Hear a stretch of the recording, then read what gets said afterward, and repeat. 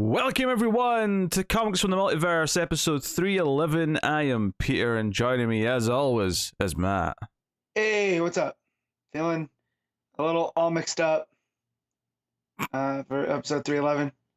Yeah, the ice pack on his neck right before we started, just so everyone knows. Yeah, I went and played flag football this morning and fully ibushi'd my neck. Wrestling fans will understand that, but just know that my neck broke my fall, so we're good. But yeah. So. Yeah. Connor is not here this week, but I can confirm he has returned to the country, and he is. They let him back in. He is not a new patient zero. But he was sick when he got back, though. He was I know. His voice was just gone. It was awful. But yes, so he'll hopefully be back next week. I don't actually know what his schedule is yet, but yes, yeah. But he has returned. He has returned. But yes, so that's the DC Comics podcast. We get together, we talk about the comics of the week that we read. Coming up on this week's show, we've got Nightwing 93, The Flash 783, Dark Crisis Young Justice issue 1, Batman Superman World's Finest 4, Batman the Night issue 6, Black Adam issue 1, and the new story, at least, in Superman's pal Jimmy Olsen's boss Perry White issue 1. Yeah, so it came down to timing on this one. And I looked at it, and it was only one new story, a lot of reprints. So I'll go back and read those other ones. But yeah, I was going to talk about the main story. Yeah, so that is what's coming up on the show. So yeah, I've nothing really flashy to start with this week. There's no big news. There's no excitement of any particular kind. I can talk about something that's not DC related, but if you want to do your numbers gimmick first, we can do that. Oh, well, since you asked, Matt, there's always time for a Comixology top 10. I just did the thing where the teacher's like, all right, have a good weekend. And it's like, well, what about homework? Oh, I'm glad you asked. All right, hook, line, and sinker. Yeah, it's looking at the top 10 books sold at Comixology as of the time of recording on this here Saturday evening or afternoon, depending on your time zone. So, I mean, you could care to guess for number 1, Matt, if you would like. Is it a big 2? It is. Nightwing. Nope. Damn it. I don't have them in front of me to see what else came out this week. Your computer's too slow to get there quickly, so. Yep. I'm loading. Go on. Let me guess. They just loaded. I'm gonna guess X-Men 12. It is incorrect. What? Life is a betrayal. Number 1 is actually Immortal X-Men issue 3. Son of a biscuit. Number 2. What even is that book? I don't know. It's Kieran Gillen. Okay, there you go. Connor's number 1 squeeze. Yeah. But yeah, number 2 is X-Men issue 12. Then we finally get some DC. Number 3 is Batman Superman World's Finest. And number 4 is Nightwing. Number 5 is Dark Crisis Young Justice. So, and then it makes it 4 in a row because number 6 is Black Adam issue 1. So, DC doing not too bad, the top 10 this week. Yeah, Murderer's Row. Then number 7 is Amazing Spider-Man issue 4. Which is that a disappointment for Marvel that issue 4 of Amazing Spider-Man is doing less than a Black Adam issue 1? I mean, let's see who the creative team is. It's Zeb Wells, so it also has the legacy number of 898. So it's just getting renumbered when it hits 900. I don't know. I don't know. Is it? I've not heard it's been renumbered, but I mean, I'm not paying that much attention. Yeah, so. I don't know if it's legacy 898. You do 2, that would be Amazing Spider-Man 6/900. I don't know. Well, I mean, they've been sticking to this legacy numbering box on the cover. I feel like they'll just keep that going. I mean, don't get me wrong. I'm sure they'll make a big deal about it being 900, but I feel like it'll just still be issue 7 after that. This book was weekly for a while, right? It was before they relaunched, yeah. Okay, because I remember, Amazing Spider-Man like 750. I feel like when we were doing this show, so for them to get another 250. Wait, no, I'm bad at numbers. Another 150. Yeah. I That's a want no, lot. because I want to say 800's where Superior Spider-Man spun out of, Okay. and I think that was just before we started the show. I don't Okay. know. Gotcha. Time has no meaning anymore. It doesn't. It's a flat circle. Yeah. Number 8 is Marvel Voices Pride. This is their sort of one-shot special, seemingly. That's cool. And then number 9 is Knights of X issue 3. Of 5. So Hey, that's a your favorite miniseries. character's on the cover. Oh yeah, Gambit. What can you say about Gambit? He likes to play cards. He's got an accent. I mean, that's a bit. Yeah, what does his accent sound like, Pete? No. Not even trying that. Damn.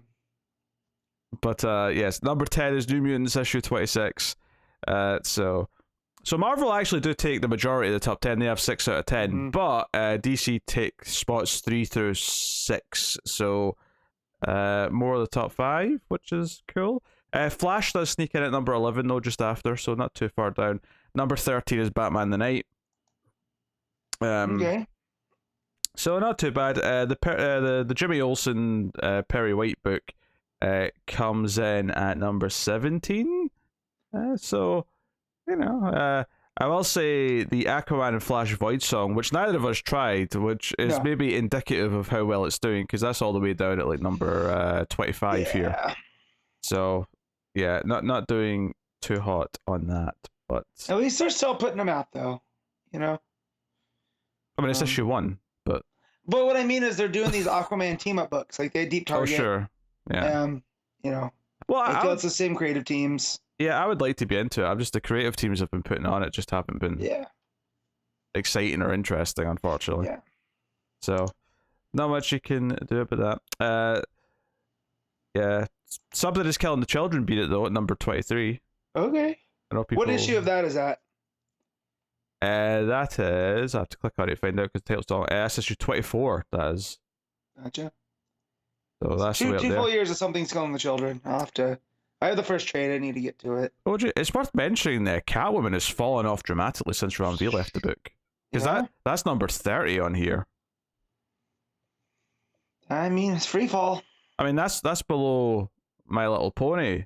And are you saying the bronies don't buy My Little Ponies enough?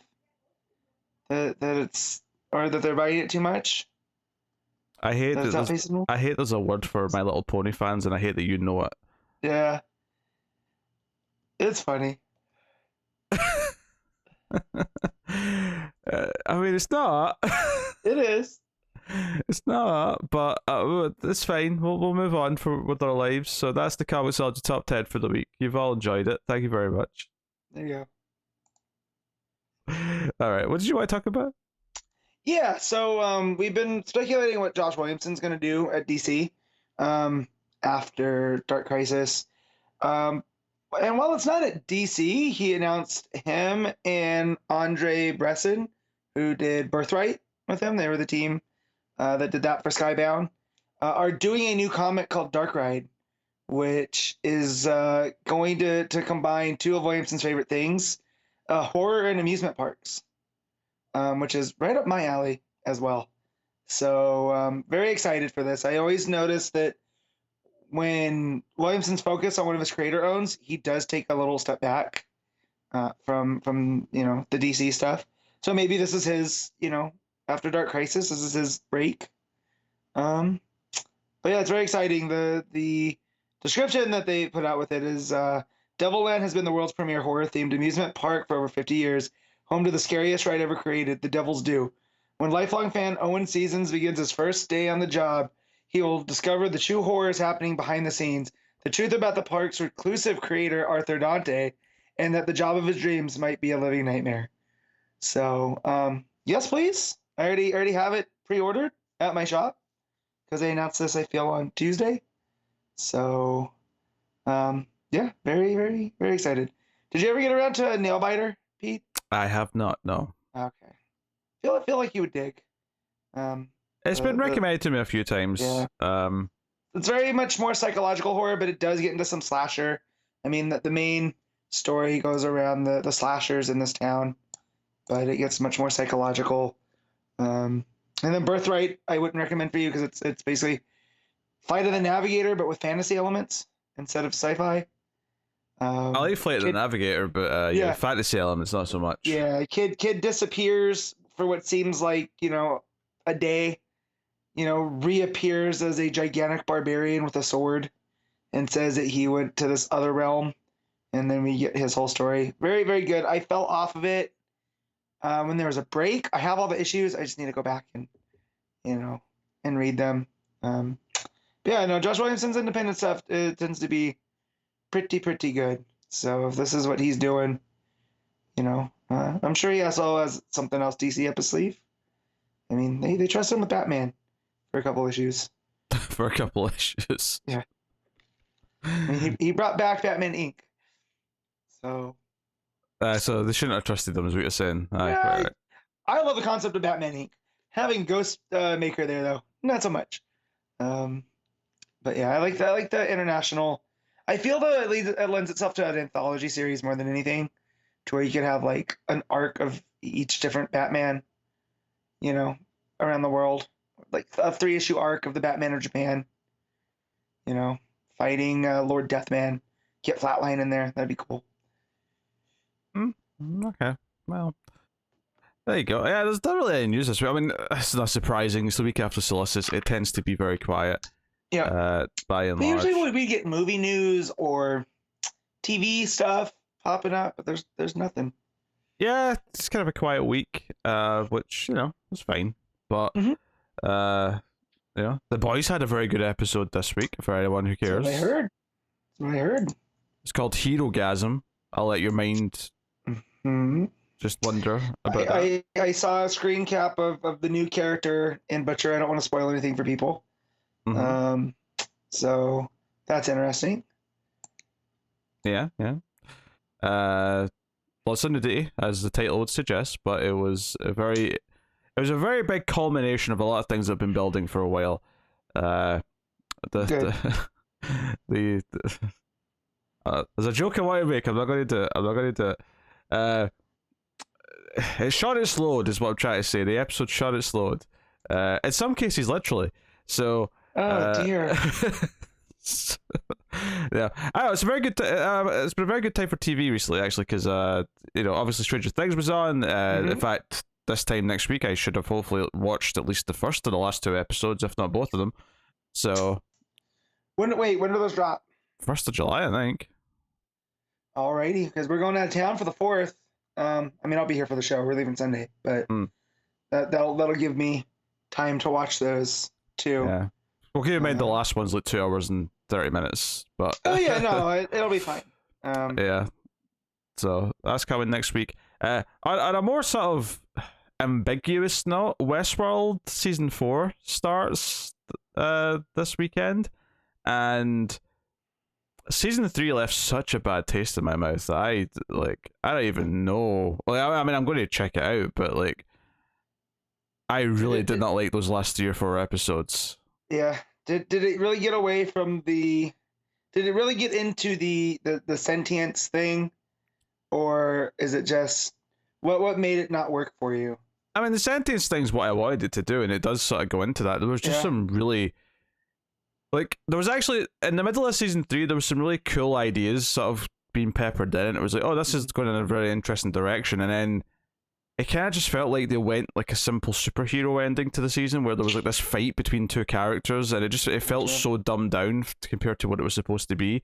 And when you go back to season 1 of Westworld, part of what made that show so interesting to watch was how it was playing with narrative devices and time, and there was lots of confusing elements that intentionally were confusing, but it was kind of fun trying to piece the puzzle together. So much of that is lost in season 3. It just wasn't there at all. So. Yeah, I'm not sure how to process. The early things I've seen around the internet is I've seen the phrase "return to form," So I don't know if that is more the puzzle box narrative. I did see the other Hemsworth that's on the show say something about wanting to do certain kinds of robots on the show. So I don't know if that's them tipping their hand or what, but yeah. Yeah, it's not even the second Hemsworth. It's the third Hemsworth that's on the show. It's Liam. Well, that's what I mean. Hemsworth. That's what we know Liam, right? As it's the one I don't even remember his name. I don't know his first. I just know he's a Hemsworth. Wait, so is Liam not the one that's on Westworld? Is that the other one? No. Liam's the youngest brother. That's the Hunger Games one. Yeah, that's the Hunger Games one. And then this is the oldest, and I don't know his name. Yeah, I just know Chris and Liam. Luke. It's Luke. Luke, I knew it was close to Liam. That's, yeah. So, but yeah, he was talking about something about wanting to, some type of robots. I don't remember which ones, but yeah. No, season 1 was fine. And then season 2 came on and I forgot to watch it, and then it was okay. So I'm okay with it being a standalone for me. I still need to catch up on Saul. That's my next thing I need to do. Oh, you have to, yeah. No, in fact, that's the other thing. Saul's back relatively soon as well for the last half of the season.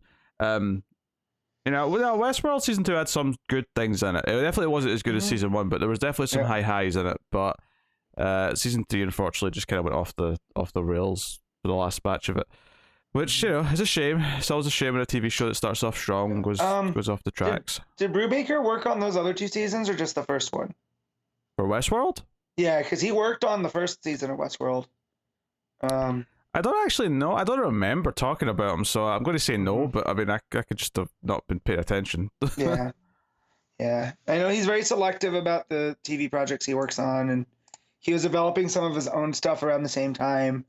But he said he liked being in that writer's room and bouncing ideas off of the writers and stuff, because I guess he typically writes solo, Yeah.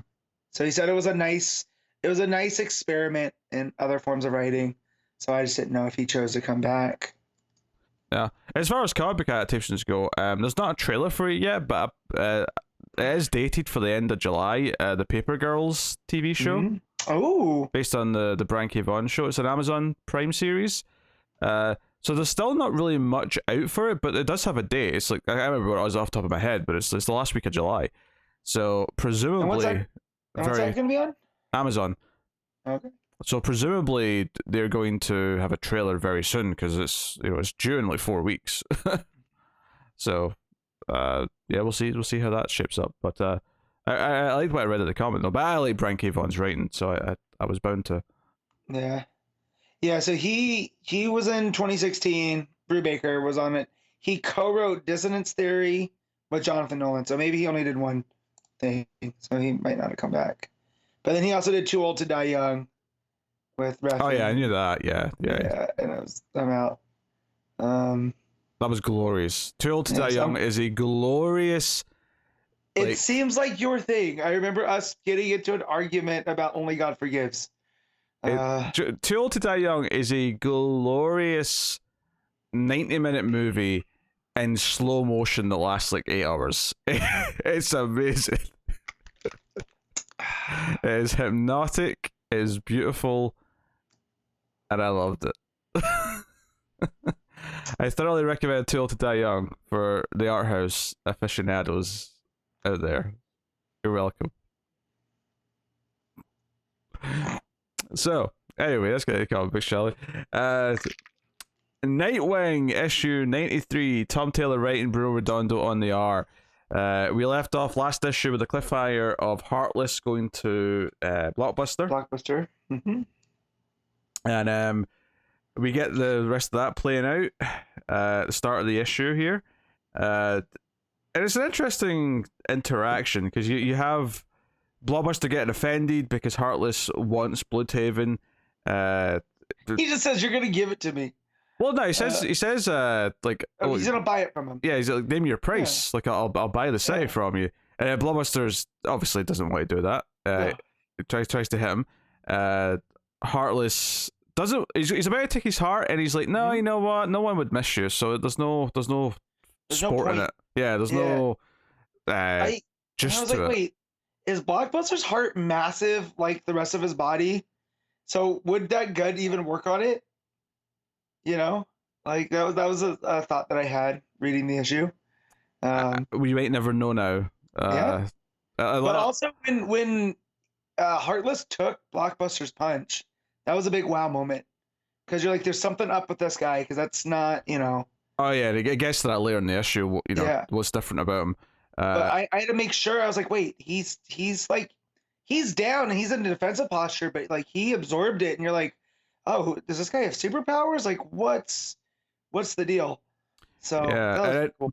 Blockbuster just casually goes and picks up his desk and throws it at Heartless, which sends him flying out the window. So there's this glorious page. I love it though, because Heartless is standing at the window with his back to him, just monologuing about the city and like, I am going to take this city and make it great, and like just like Destro, sorry, Blockbuster behind him just with the giant desk. Blockbuster said yeet, and then that page of him going out the window though, I'm just like, oh, so this is the end of Heartless. This is it. You don't survive but then you also remember, oh, he might be superpowered, right? You know? Yeah. So we'll see. Yeah, I wasn't even really thinking about the specifics. I was just like, well, I don't think he's just going to die like this. There's more story to tell. So clearly he's surviving this somehow. We'll find out how a little bit later. So last issue we also had the sort of the it was the police officers who were wearing masks who went in to like mess with Haven. And we have Nightwing cleaning the graffiti off, and when this is happening, the police show up and chase him off by shooting at him, and there's a whole squad after him. And it's almost like the police are determined to make sure this graffiti and like how this looks is still there. But they do it under the guise that they're making sure it doesn't happen. Yeah, oh yeah, of course. And we find out later the reason for this is because the chief wants to do a press conference with all this still there, so he can say, hey, look, we let them do this thing and they're already ruining it because they're a bunch of criminals, kind of thing. But Nightwing's got a fun chase sequence. He runs from the police. It's almost like that scene in Dark Knight Rises where all the cops are chasing Batman in the Batpod. So that kind of shot with the cars are in like a sort of diamond formation. Yeah, I do love that he dives behind a bush in a tree and dives out on the motorcycle. That's a really fun sequence. Yeah. Yeah. Also, I only just noticed this now, but he actually puts on like a Nightwing jacket as well when he comes out of the bush. like a motorcycle jacket. Yeah.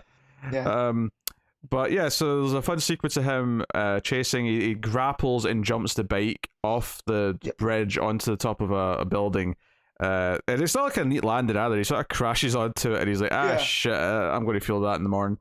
So he goes and stays with Babs, and they actually reference it's the new Batgirl's headquarters in the Hill, which obviously has been established in the Batgirl's book.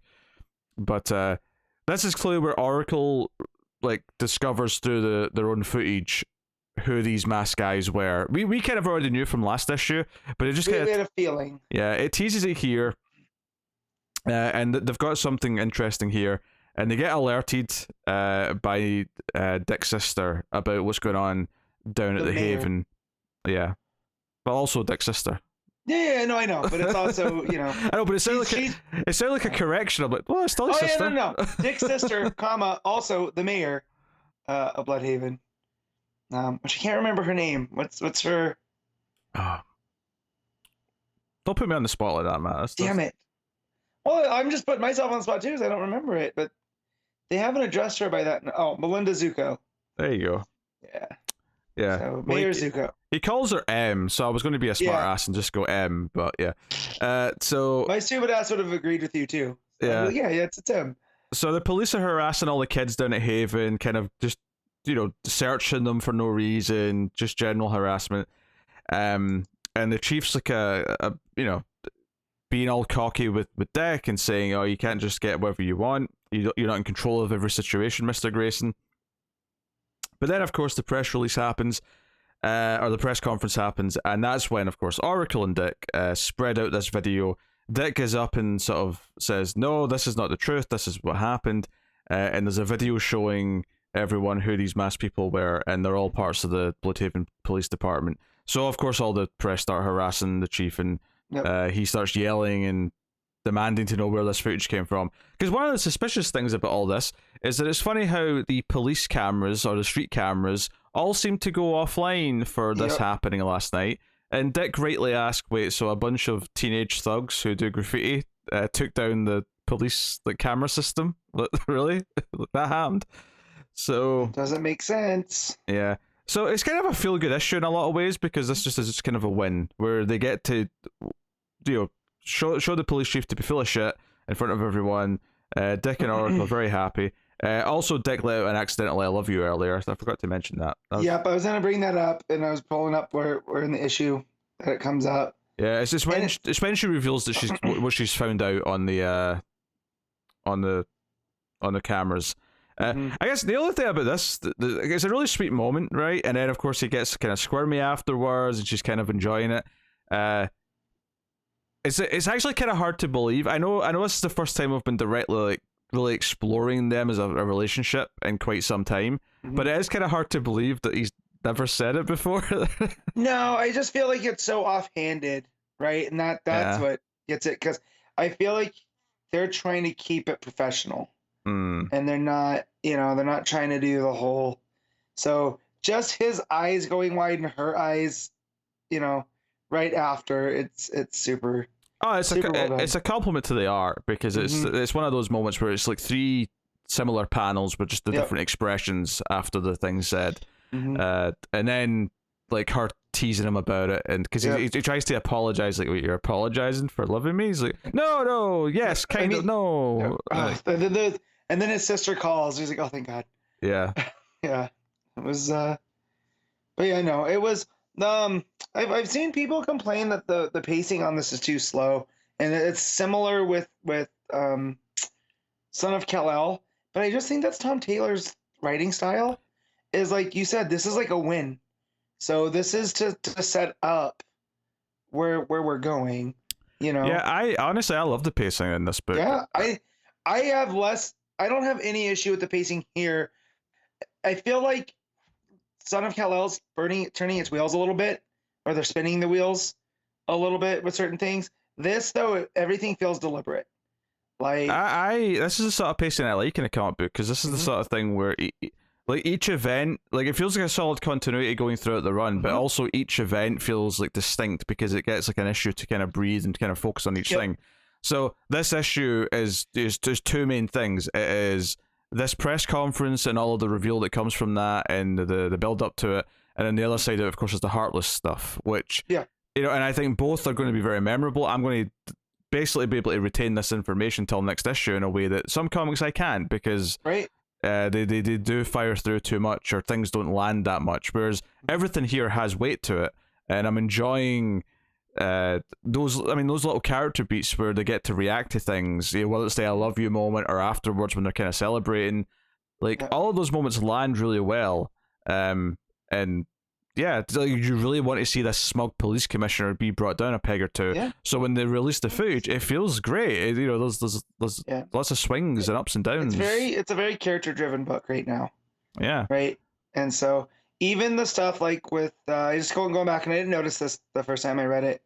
That when Babs is sitting on the computer before she sends the information that the police people, she has the dog's paw send it, and so when Dick thanks her, she goes, "Oh, that wasn't me. That was Haley."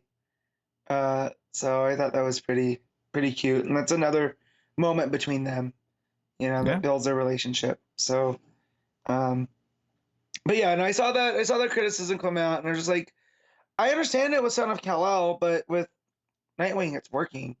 It doesn't feel like it's spinning its wheels. Everything feels very deliberate and paced out like this on purpose. It has the pacing of a comic run, and not like a book where the artist or the writer doesn't know if they're getting another arc after. So they keep doing arc by arc, whereas this feels like no, there's a long game in mind here, and every piece is important. He has an end point, and we're gonna build to it properly. We're gonna get there, but yeah. Yeah, so I have absolutely no issues with the pacing. So the big final scene is Heartless going back to his hideout, and it turns out he has like an Alfred, seemingly. A servant or a handler. Yeah.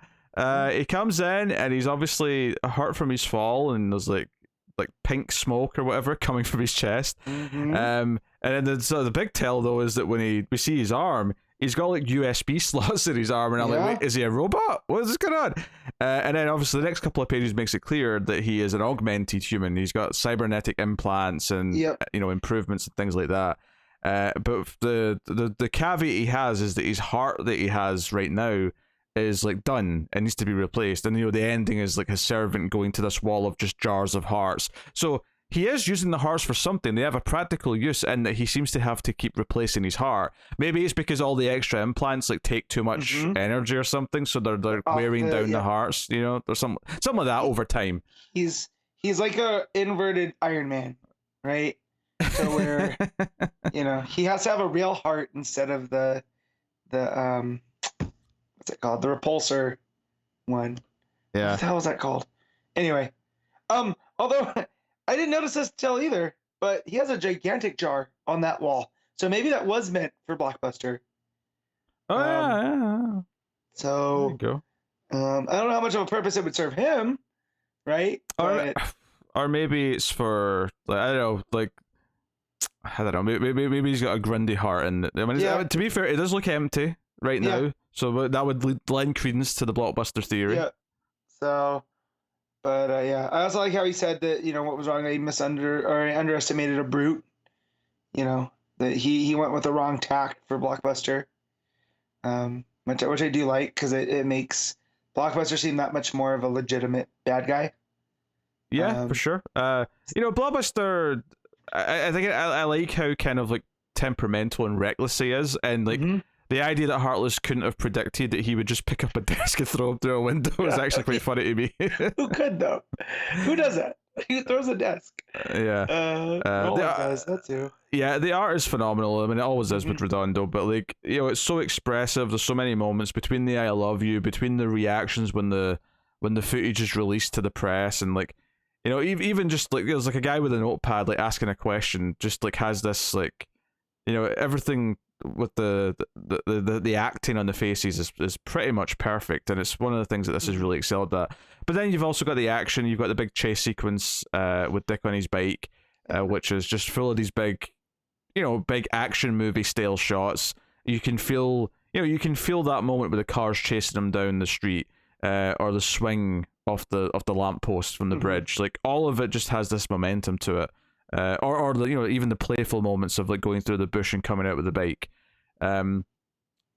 This is a book that's dealing with some serious issues at times, but it never forgets to be playful. It never forgets to have the spirit of Dick Grayson kind of like going through out of it, and the art's just one of the many elements that make that work. So and it's the artist and the writer working in unison. That they both, managed to nail the spirit of the characters. Because Babs feels like Babs and Dick feels like Dick. Blockbuster feels right on. So yeah, and also just scrolling back through it, like one of the panels that I really like just looking at it is when the cops first show up and shoot at Dick. He hits one of them in the face with a bucket, and that panel of him getting hit, the bucket bouncing off his head, the facial expression on the guy who got hit is hilarious. It's amazing. And then he puts the bucket on the dude's head. Yeah. And you get the twang. Yeah, so it's there's just lots of really fun stuff mixed in with a really good ongoing plot. Where I'm excited to see how Blockbuster what he does next. I'm excited to see what Heartless does next. It's funny. It's almost like the enemy of my enemy is my friend, where it's almost like Blockbuster and Nightwing both have Bloodhaven interests at heart for very different reasons. Whereas I feel like Heartless wants to do something way more sinister. I mean, he kind of describes part of it. He says, like, he's actually happy that like Dick Grayson is doing what he's doing because he wants the city to feel hope before he rips it away. Right. Whereas Blockbuster just wants to make money off of people. Doesn't matter if it's illegal or not. And so again, he feels very much like Kingpin. So we've seen Kingpin and Daredevil team up, and when there's a bigger threat to the city. But yeah, this is what this feels like. But yeah, and I'm just looking at the page where he throws the desk. And just the colors on that page, with the blues and purples that turn into the oranges and pinks. Like everything on this book, everything is fantastic. Yeah, and even the idea that you've got him sort of standing framed in the window with Blockbuster standing behind him. It's like he's in a comic panel and then he gets launched out of the comic panel. Yeah. So there's lots of little inventive touches like that. All right, what are you rating Nightwing issue 93? I'm giving this one an 8.5. I am going to go with.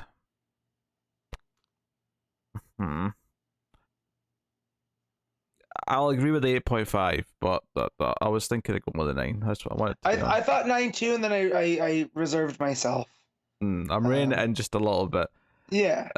But it was another excellent issue. So, favorite book coming from DC right now. Favorite ongoing, certainly. So, yeah, another winner. The Flash 783, Jeremy Adams with Amancay and Nahuelpan on the art this issue, and this is the start of the 3-part Dark Crisis tie-in, the search for Barry Allen, and it still does feel like an issue of the Flash, though. It still has the Linda thread there. She tries to tell Wally at the start that she's got powers, but doesn't quite get it out. Although Mr. Terrific picks up on it. Yeah, and I do like that because it's Mr. Terrific, right? He, but yeah, that was pretty funny as they're trying to go, they're trying to attune to the different Barry signatures to find their Barry, and she's trying to tell him, but Wally's not really listening because he's trying to get this all together. And that was real funny. Yeah, so you got the Flash family minus Bark. He's off in Young Justice, but you've got Wally, Max, Jesse, Wallace, and Jay, who are all going to go hunting for Barry, and they've basically scanned and found like 3 different Barry Allens across the multiverse that might be him. So they're all going to team up in pairs and head off into try and find them. So you'll see which one's the right one. So later on we do get some like multiverse Barry Allen shenanigans, which we can get into. But part of the plot here is that Wally's kids actually end up jumping into the portal, into the Speed Force. They're not supposed to, but they're determined, or Ray at least, is determined to prove that they're ready to be superheroes. Yep. So I think it's Jay who runs in after them, so he's probably going to be with them when he shows up. You have Jesse and Max go somewhere together. Yeah, so they go to. Well, I mean, maybe this is intentional because one of them is Max, but it's very much Mad Max Fury Road. The Flash, because Wally's in a car and he's been chased with all these other vehicles in the desert. The kids end up in a place where Barry's basically Batman because there's an Allen Tower and we see or Lex Luthor. Well, you see a bat silhouette behind him. Is that what that is? Yeah, there's like a Batman behind him, doesn't it? Oh, I guess he's like Bat Flash then. So yeah, that makes more sense. Yeah, he's got like a cape and obviously the ears are more like the Flash horn, the horns. Yeah. But, that's a Batman. When I saw the Allen Tower, I thought only Lex Luthor would have the audacity to do something like that. So that's why my brain went to Lex. But you're right. I just thought, it's an evil Flash, but no, Bat Flash makes much more sense. Yeah. Although, are we in the Dark Multiverse? Because that's how you end up with a Dark Knight. I don't think we're doing evil Bat Flash. I think we're just doing a Batman Flash. Gotcha. So that's where the kids end up. But like honestly, like I had a decent time with this. I like the Flash family all sort of teaming up and running into the portals. There is a sort of tease at the start. It does that thing where it shows you something bad and says, "Hey, 24 hours earlier," and we don't get to it in this issue. So this is clearly something that's for the rest of the arc. So the first page is because this looks, because of the pin art kind of art style. Yep. I assume this is Barry. Yeah, it's Barry in Reverse Flash, and I presume it's the Barry that's in the, wherever he is, because we saw this in the previous mini as well, leading into Dark Crisis. But so Barry seems to be in a sort of Silver Age version of his world, right? He's with Iris, he's got kids, but it's all this classic art style to make it look Silver Age. And that's where Wally and Wallace end up. They end up seeing some of this, but you have a young Wally with Barry as Kid Flash, like running out and stopping Captain Cold, and it's all very classic stuff. And they're you remember and save the civilians first, and Barry uses a mirror to reflect Cold's gun back at him, and the ending's just Wally and Wallace are here going, what the hell is this? Where are we? So obviously we were speculating before when we saw this originally is that Barry's been held captive in some kind of like made up fake version of the world to sort of keep him happy. They started this issue though with the tease of the future where he's beating up Reverse Flash saying you'll never hurt, this is for you hurting my family or whatever. That implies to me that this is actually maybe more of like a nightmare world where maybe he's in a loop where it always ends with Reverse Flash killing his wife and kids. That's what I was getting from that. I don't know if you were. Maybe I'm still trying to determine because that looks like Wally in the suit. Because I'm trying to determine the hair color. Because it feels like this is something that's maybe he's seeing Wally as Reverse Flash. Well, yeah, to be specific there, you're saying you think that's Wally in the Reverse Flash suit. Yeah. Because the hair, and then I realized I don't know what color Thawne's hair is normally. We don't usually see him outside of his suit. Yeah, that's a good point. So does he have red hair like Wally? I mean, I don't know. I mean, yeah, maybe Barry sees him as Reverse Flash, or maybe like for some reason Wally dresses as Reverse Flash for some sort of weird plan to make him snap out of it. I don't know. But then, yeah, they said that that Thawne does have reddish hair, so maybe you're right. But I took this as I was like, wait, is this Wally on the ground wearing his old Kid Flash suit, like a different version, or what? Oh no, it's definitely not Kid Flash. It's definitely the Reverse Flash suit. There's no doubt in my mind it's that. And so that's where I started thinking, like, well, okay, well, maybe Barry's seeing him as this because whoever put him in this world wants to keep him there, And so if he, like you said, this is like, Well, no, because if he wants to keep him there, then why wouldn't it just stay happy so that he's like docile and like at peace?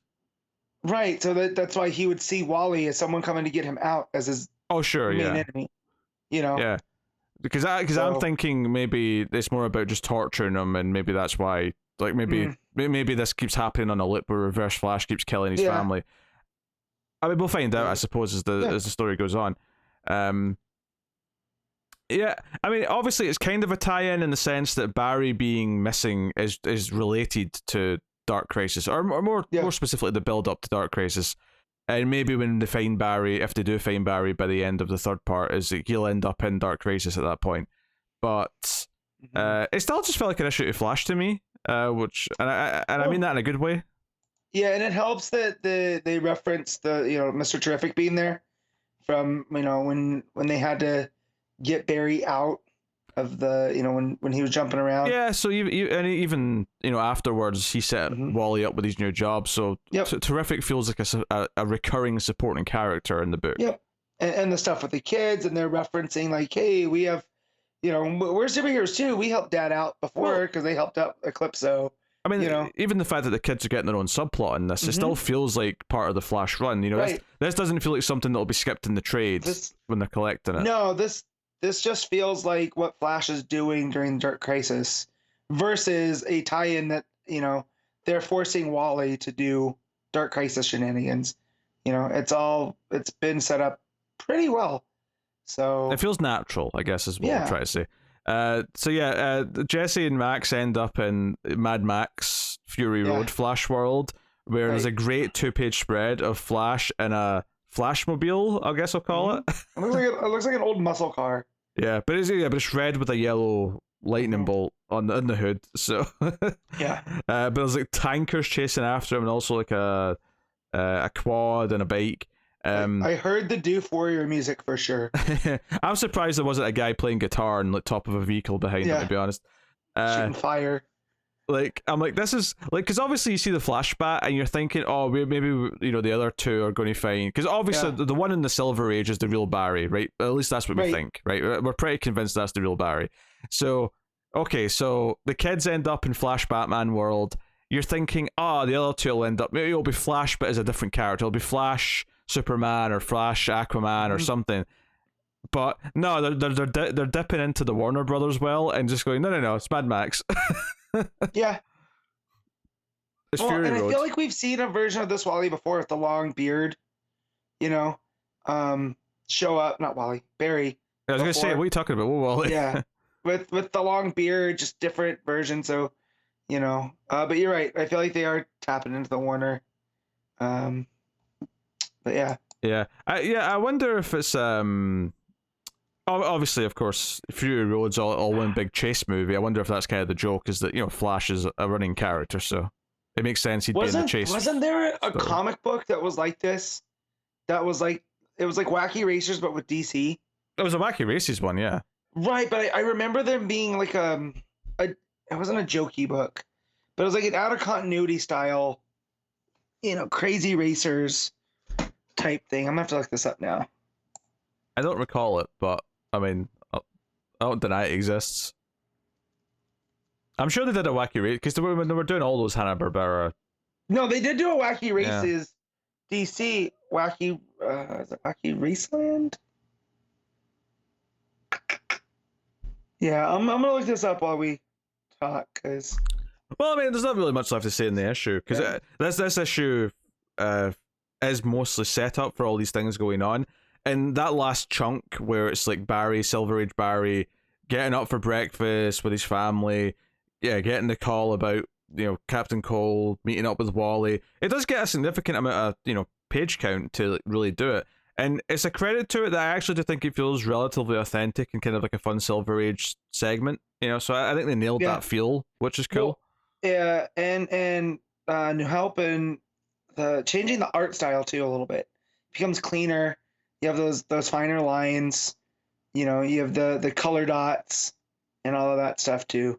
I like when artists can shift their style to that. Well, instead of bringing in a different artist. This would be a perfect example of when it's okay to have a different artist. But I'm looking at the credits page, and it is just the one artist credit. It's just Nahuelpan. So credit to them for completely shifting the style. And obviously the coloring's very different. There's a lot of other elements, but even the line work feels different. So credit where credit is due on that. Yeah. And Nahuelpan's pretty solid anyway. Like, the rest of it's just really solid house style stuff.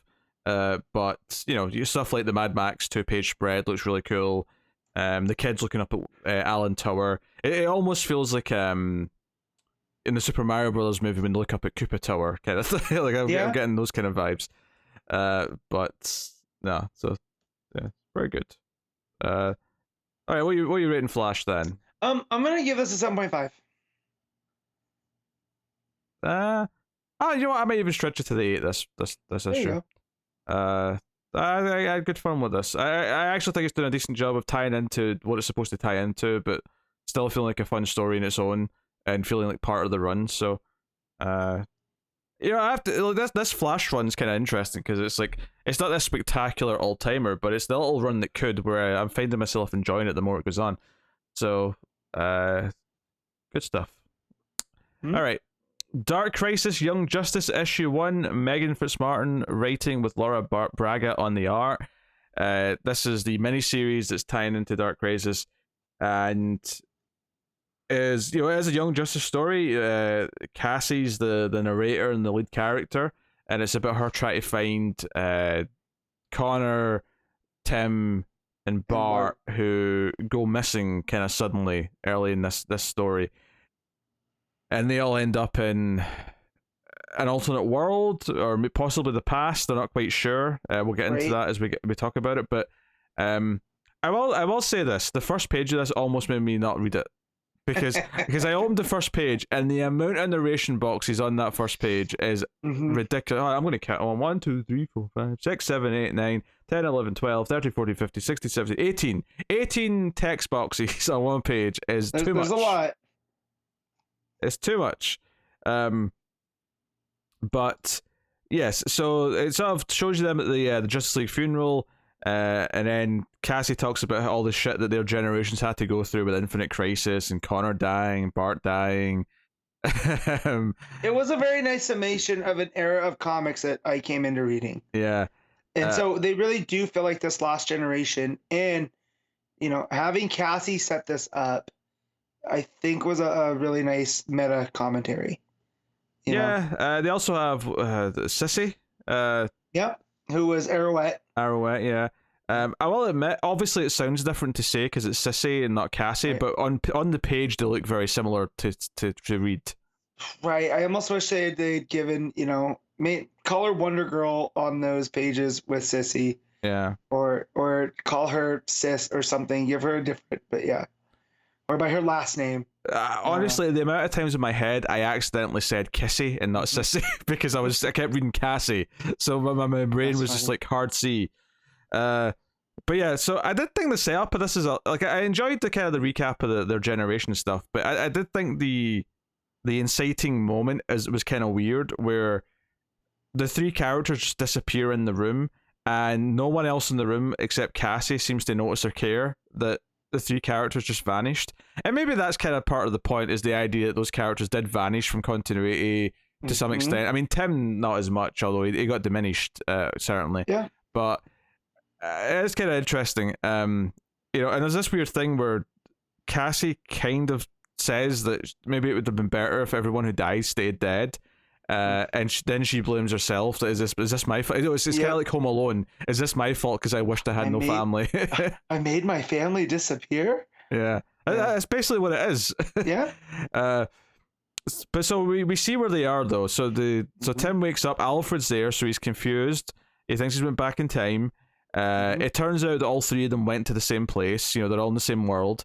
Yep. So they meet up. Connor gets his old Superman shirt on and his jacket from the early 90s. It implies it's just after Death of Superman, based on what's on the computer screen. And let's go and be Young Justice. So they suit up and go out, and they've got their old costumes on. And meanwhile, Cassie's talking to Sissy, trying to figure out, okay, they're not in the Hall of Justice, they've completely disappeared. And then clearly some time passes because she ends up going to talk to others, Jesse and Max, for example. And she goes to Dick to say, hey, have you seen Tim? She goes to John, have you seen Connor? I will say this, the art here, and Braga's art's not bad, but I will say the extra lines she's added to John's Superman costume, I'm not a fan of. There's these all these stripes in the blue part, which I'm like, what? It's too reminiscent of the Superman New 52 costume. Yeah. And I don't like it. So, it's also inconsistent. See if you look at that panel where she's talking to John on top of the Daily Planet building. The small, so there's he's there twice on that panel where he's flying and floating in the background in one, and then he's got a sort of mid shot of his chest upwards. The costume doesn't match on the panel. If you look at the flying version, the collar's blue and the red from the S stops before it goes to the collar. But then when you do the close up, the red goes all the way up and the collar's red. So even in the same panel, the two versions of them aren't consistent. So but hey, so she's feeling in the backstory, the trio of Young Justice are fighting. What's her name? The Mighty Endowed. Yeah, she's got big tits. That's the joke. It's been a very long time since I've read Young Justice, and I might want to give it a revisit now. Because I was like, there's no way this character was the first one. Sure enough, Young Justice #1 from September 98. They fight the Mighty Endowed, but there it's done in a way where you never see her fully. It's only from the neck up, or it's always heavily implied. So here there's always something that's covering up her bust line, or which I was like, this is so stupid. But then the way I kept reading, I was like, all right, this is kind of 90s fun. Honestly, this was kind of weird. I'm like, really, you wanted to bring this character back? Yep. And I guess it's part of the joke. And it is worth mentioning, both the writer and artist are both women on this book. Yep. So clearly, this isn't just a dude who's like, oh, I'm going to bring this character back with the big boobies. Well, and so when you get into the origin of the Mighty Endowed, she was a professor named Nina Dowd who comes across some fourth world energy, and it transforms her into this. But she's so top heavy, she can't walk on her own without assistance. So again, it was almost like a commentary on comics of the time. Yeah. That just had these, disproportionate women. And so as I'm reading this, that's where I was like, this she better have some history with Young Justice, and Yeah. sure enough, she was the first. So this is definitely going back to their first appearance. So when this it was is just this the is three boys. this is Peter David's Young Justice you're talking about, right? Yeah. Yep. Yeah. So I've not read that. It's on my long to read list at some point. But I read the first trade, but it's been years at this point. I'm talking maybe 20. So yeah. So the cliffhanger at the end of the issue is in this past or alternate reality, whatever it may be. Because we're still not sure by the end of the issue, to be honest. Like, because they think it's the past, but they're not. You know, there's wiggle room here, especially since it's a Dark Crisis tie-in, and the other Dark Crisis tie-in, the Flash, is dealing with like alternate like realities. It's a very good chance that that's more like what this is. But basically, another Wonder Girl shows up in their part of the story. The very different outfit, and it is a young Cassie, and it says next time a tale of two Cassies. So this might shed some light on exactly what's going on here. So it is interesting. I hate that outfit she has at the end, by the way. I'm not fond of that. That is her very 90s where she wore the wig still. Yeah, no. I feel like once they formed Young Justice, the New Teen Titans. That's where she got her real good costume. Don't call it the New Teen Titans. The New Teen Titans is an actual name of something from before. The John's Teen Titans. Yes. That was a combination of Young Justice and the New Teen Titans. Yes. The New AKA my Titans team. Yeah. New Teen Titans is the 80s. Yes. That's the original. Yeah, it's not the original Teen Titans, but it's the Teen Titans that made it like a big thing. Wolfman and Perez. Yes. Yeah. Yes. The book that rivaled the X-Men in the sales because it was that big at the time. Yep. So, but yeah, this was very like the more I read this, so I got it like, I want to see Connor. I'm gonna put it out there. I'm not a big fan of the resuscitated 90s look. I hate the high fade and the leather jacket, but I also like the jeans and t-shirt Superboy look, which I know Pete's not a fan of. I mean, you see it for a second when he's lying there dead. Yeah. So, so to see that and to see them go back to the 90s, and that just, it seems like they're having a little bit of fun with that era in Dark Crisis and how these kids fit in to the overall, because they are this lost generation now. Like we talked about it a little bit when, with Dick and Wally, when they weren't really being showcased back in before Rebirth. And now it feels like it's these characters that are, but with that, there's also comic creators around our generation that are fans of these guys. So like, I feel like this creative team, we're fans of this. And so they're getting to pay homage to Young Justice in of itself. And hopefully this leaves them with a spot in the DCU still, because DCU is all about legacy. And there's, more than enough for, Impulse and, as we're calling him, Ace, and John and Connor and Yara and Cassie, Tim, I did like what they said about Tim being Robin, is like, he's the one that chose to be Robin, right?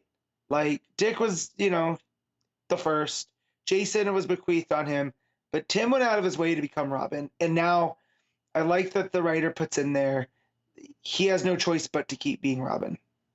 So I did like that. It really showed why Tim is different than the rest of them.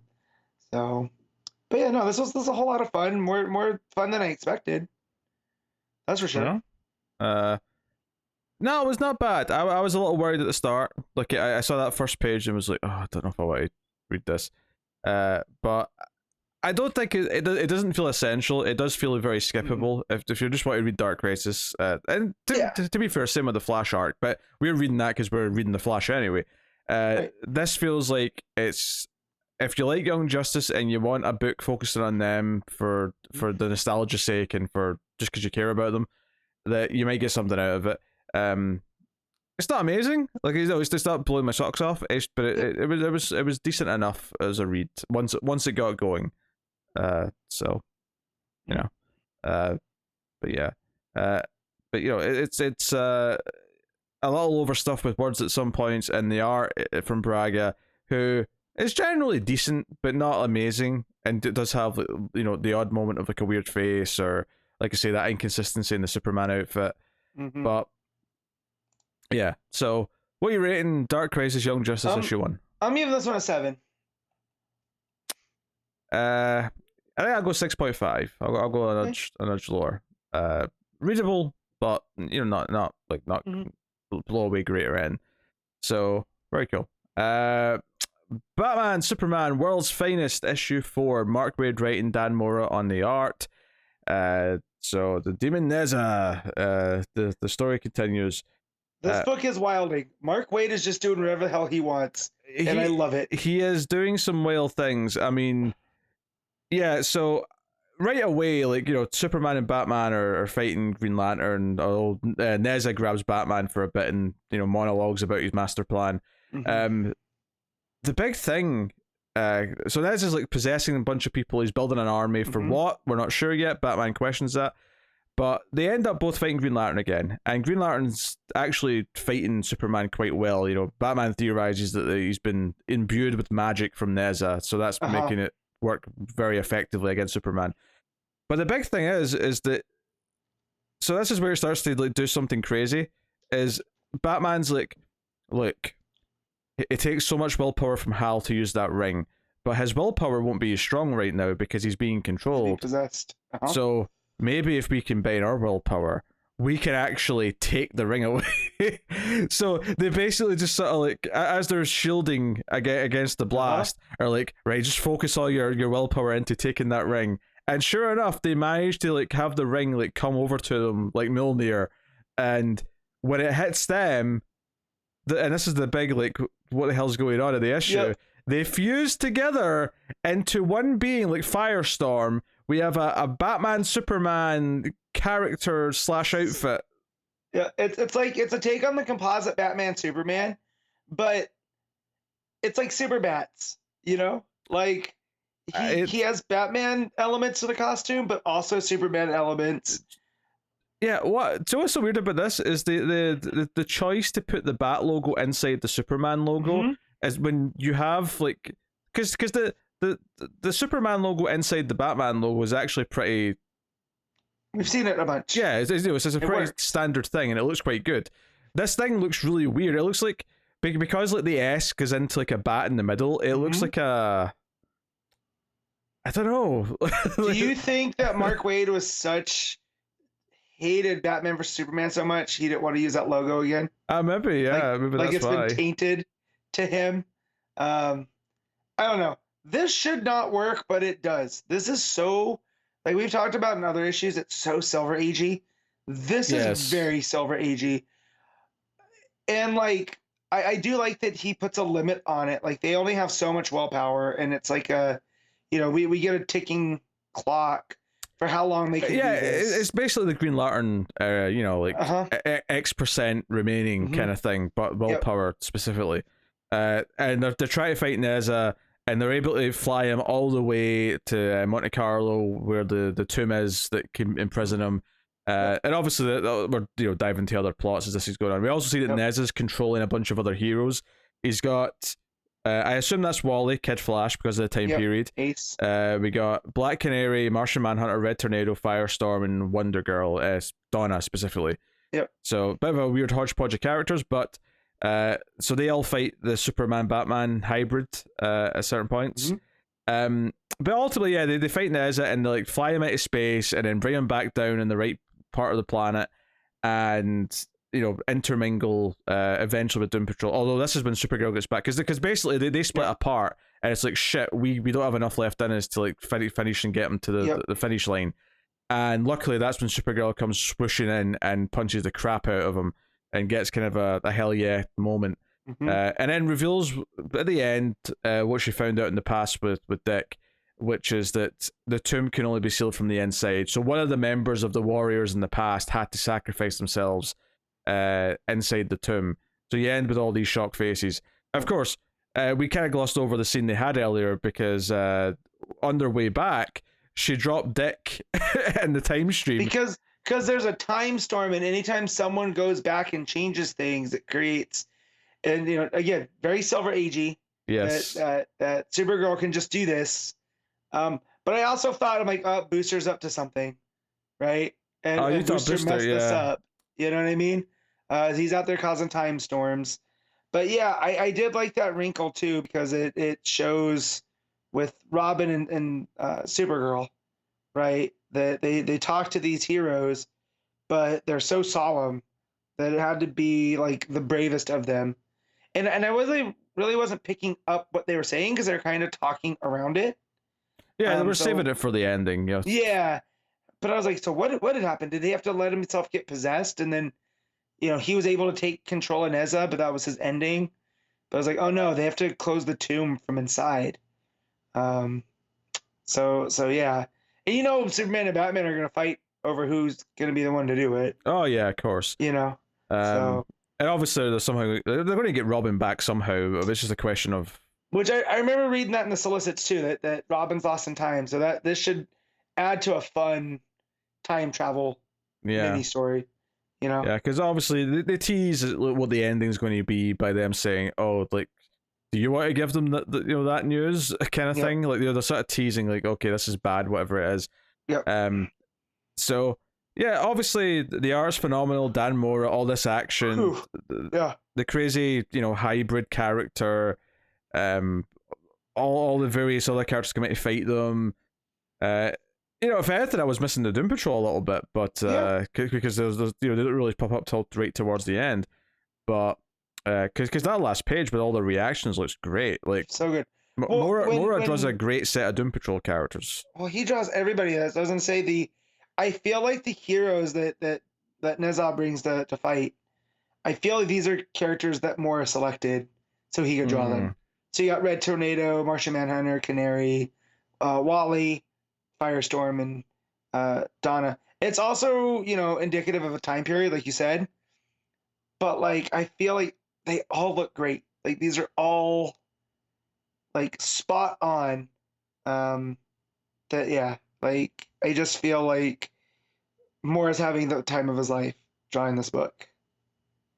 Yeah. Obviously, when Superman and Batman are joined up, like you get that, like they're both like talking to each other, kind of like Firestorm, right? They're both in there. It's very Firestorm. Yeah. Also reminded me of when Loeb wrote Batman Superman, or Superman Batman, whatever the title of that book was.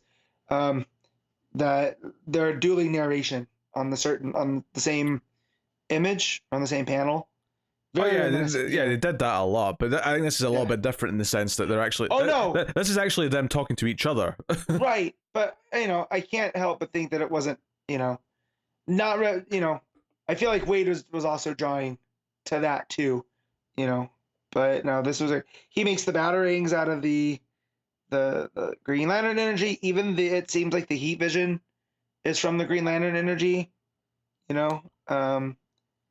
So yeah, it's super wild, but it seems like a big deal that Demon Neza was able to, despite being in this prison locked away in the tomb, he still managed to master a certain kind of magic, because he talks about he had to write a new spell, and that's why it took him too long. I mean, it sounds like he got to a point where he could possess people. So presumably that's how he got out. He possessed someone on the outside to open the door. And that's big trouble. So we'll see where that goes. But yeah, no, the stakes are there. Robin's lost in time, and yeah. But like you said, it kind of was missing the Doom Patrol a little bit. That's my only knock. I mean, I think all I can say about this book is that it is super pulpy, but I've had fun with every issue and just the crazy stuff that it's doing. It works even though it shouldn't. Like, I feel like in the hands of another creative team, we'd be making fun of this. But I feel like they're both, the art's so good, but Waid really knows that nuance of how to make something work. I think he knows the tone that he's going for. He knows these characters inside and out, and then I think having excellent art obviously elevates everything as well. So it's one of those things where they're just having fun and flexing with all this crazy shit they're doing, and it's hard not to have fun with it as well. Right? So yeah, I think the ending really lands. Actually, even though I actually kind of predicted what it was going to be. Like, not so much that you had to close the tomb from the inside, but just the idea that someone had to sacrifice themselves. That's what I thought too. Yeah. So like just that moment, because you've got all the different expressions. I love like the difference in expression on Supergirl, who's delivering the news, versus everyone who's hearing the news. And the moment really hits. Especially So getting emotion out of Robot Man, right? Who's just supposed to be a still face. Yeah, it's great. Dan Mora, man. It feels like his showcase, and I feel like Wade's just going out of his way to help him out. Yeah. Were you giving World's Finest? I'm giving this an 8. Yeah, I'm going 8.5. I'm having a blast with this book. There you go. So cool stuff. Batman the Night, issue 6. Chip Zdarsky writing with Carmine D. Giandomenico on the art. So this is the issue that kind of addresses the guns. Obviously, Bruce has a very strong opinion on them. Him and Anton go to this guy Luca in Canada to train, and this guy's like hunting deer. He's got a bow and arrow. And he doesn't want to train them. He's given up using firearms. He's kind of regrets his life as an assassin. But they convince him by saying, we don't want to kill anyone. We want to stop killers. We want to understand them and know how they do things and be better than them so that we can stop them. And that's what convinces them. So we get a lot of training, showing what Anton's good at, what Bruce is good at. Bruce is good at hitting the moving target with the bird, kind of thing. So really well. Yeah. So well sequenced. Scene basically. Yeah, it's very cinematic in that way, where it feels like a storyboard. But I do like that Bruce talks about, when he shoots that duck down, and the marksman's like, okay, no, you guys are different. And Bruce is like, yeah, well, I trained with the Mongolian horsemen, it's not my first time with a bow, and I learned to read nature, and that's what kind of wins them over to Luca. It was Bruce being like, we're here to actually learn, which I do like, because it does show the difference, especially by the end, between Anton, which we already kind of knew he had, dark motives. Oh yeah, I mean, by the end of the issue, like they completely break down as far as the charade of his intentions. As it's going, Luca tells this story of like the mission that made him quit. Where he had to kill this guy, but his family weren't supposed to be there. But when they were there, because there was all these other targets and other hitmen get after them, he couldn't let the family live, so he had to kill the wife and son. And this obviously, like, Bruce reacts to this because it's so tied to like his past. But this is one of these things where, like, obviously we often bring up that we hate them regurgitating certain things in Batman. When he brings up the alleyway, he brings up the night his parents died. Obviously here it's completely justified, because one, we're doing an early story where he's training, but this specifically where he's training to use guns so he can understand them, so he can disarm people, so he can understand how to manipulate them and deal with them. Him talking about what he feels when he's using the gun makes sense. It doesn't, like, it would be weird if they didn't talk about this. It'd be weird if they didn't talk about how he feels firing a gun, even just at a target in the woods. It would feel disingenuous not to do it here. It makes me very excited to see what Zdarsky's going to do with a fully formed Bruce as Batman. Because if he's doing this and it's not like we're engaged in hearing the story and why Bruce doesn't want to use a gun, it makes him uncomfortable, even though he's good at it. It hurts him in his soul to even hold one. Oh yeah, and that's one of the moments I like. That is masterful. When he's talking about, or in his narration, when he's talking about doing this and reaffirming why he's doing it, like, I can't ever be this because, I'm too good at it. Like, he talks about how, like, he hates that he's good at firing the gun. Like, it's really getting into some of the nitty gritty of, like, Bruce's rules and his psychology and all that stuff.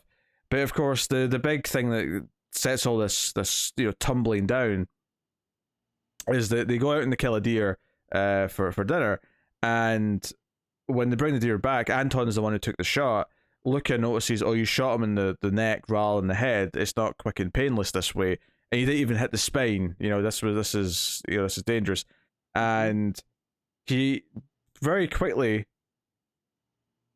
brings up his gun and points at Anton and says, "You're a killer."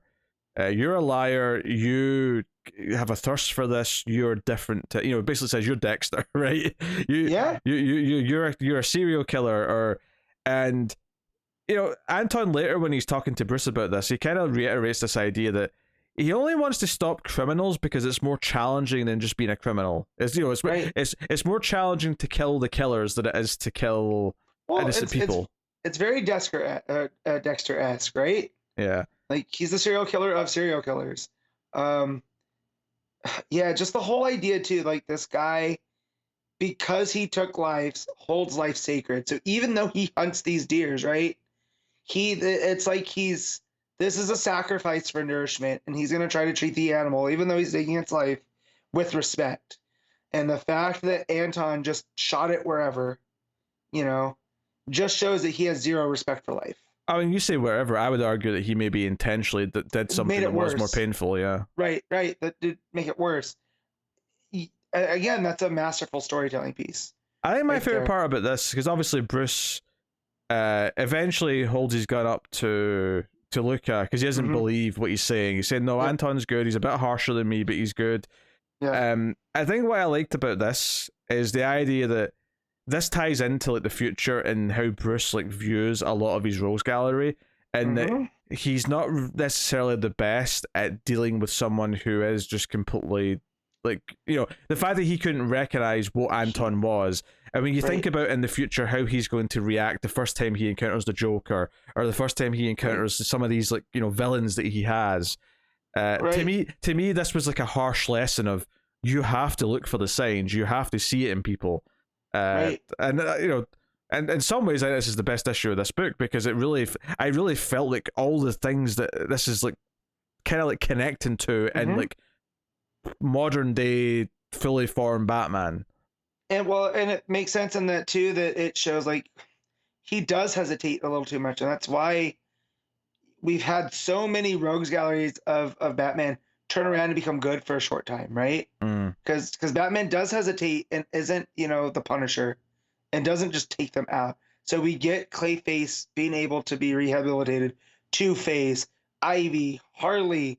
It's really just Joker that really hasn't, and that's because he's the primary antagonist for Batman.